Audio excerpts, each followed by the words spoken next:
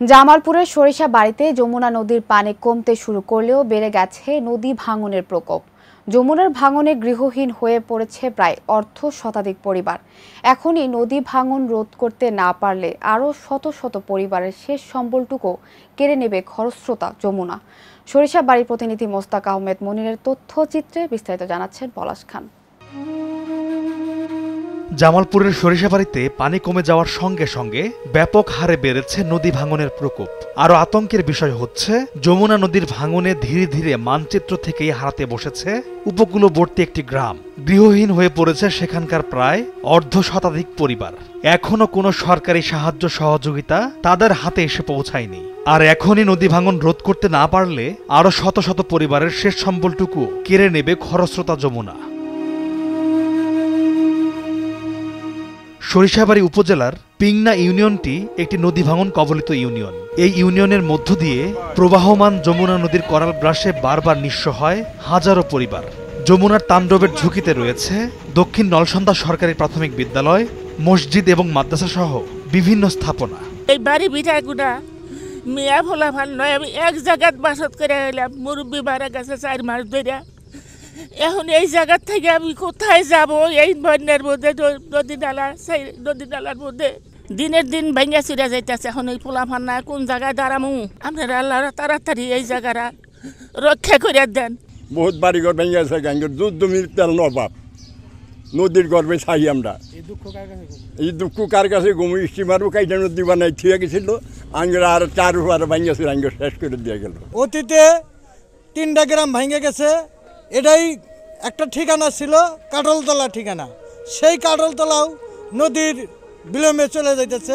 এবার তো বন্যা শুরু হতে না হতেই শুরু হয়ে গেছে যমুনার দুই পারের তীব্র ভাঙন। প্রতি বছরের মতো এবারও নদী ভাঙনের ফলে অধিকাংশ চরাঞ্চলের গ্রামগুলো বিলীন হয়ে গেছে। কোনোভাবে রক্ষা পেয়েছিল মিরকুটিয়া গ্রামের একাংশ কাঁঠালতলা এলাকা, সেটিও আজ নদী ভাঙনের কবলে।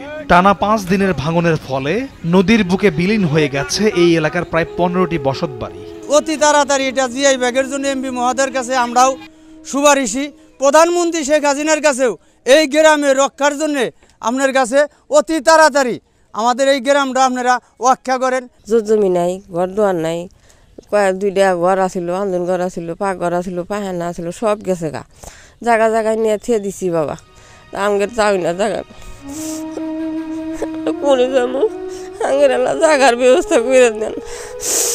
কোনো সরকারি পদক্ষেপ কিংবা সহযোগিতা এখন পর্যন্ত এই নদী ভাঙন রোধ করতে পারেনি। ক্ষতিগ্রস্তদের কাছে পৌঁছায়নি কোনো সরকারি অনুদান, খাদ্য সামগ্রী কিংবা কোনো প্রকার সহায়তা। উপজেলার প্রশাসনও এখন পর্যন্ত কোনো প্রকার খোঁজ নেয়নি। গত বছর কিছু ঘরবাড়ি ভেঙে গেছে, এবারও প্রায় 30-40 ঘর অলরেডি ভেঙে গেছে, আর অনেক 50-60 ঘর ভাঙার মুখে। জামু কোথায়?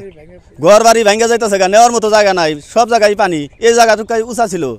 এখন আমাদের একটাই দাবি, সেটা হলো প্রধানমন্ত্রীর কাছে যে আমাদের এই কামটা যত তাড়াতাড়ি পারে যে একটা ব্যবস্থা করে দিক। তবে ভাঙনের কবলে পড়া এলাকাটি পরিদর্শন করে প্রয়োজনীয় ব্যবস্থা নেওয়ার আশ্বাস দিয়েছেন পানি উন্নয়ন বোর্ডের এই কর্মকর্তা। জামালপুর জেলার সরিষাবাড়ী উপজেলাধীন নলসন্দা এলাকায় যে ভাঙন হয়েছে, যমুনা নদীর যে ভাঙন হচ্ছে, সেখানে আমরা ইতিমধ্যে পরিদর্শন করেছি।